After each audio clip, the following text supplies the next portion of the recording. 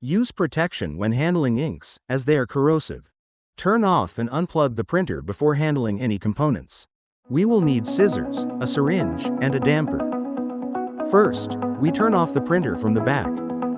We close the clamp on the damper to be replaced to prevent ink from leaking out.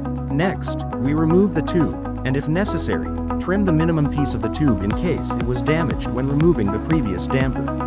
We connect the new damper to the tube and open the clamp to allow ink to flow again. We extract the air from the damper to ensure it works correctly. Then, we put the damper back in place.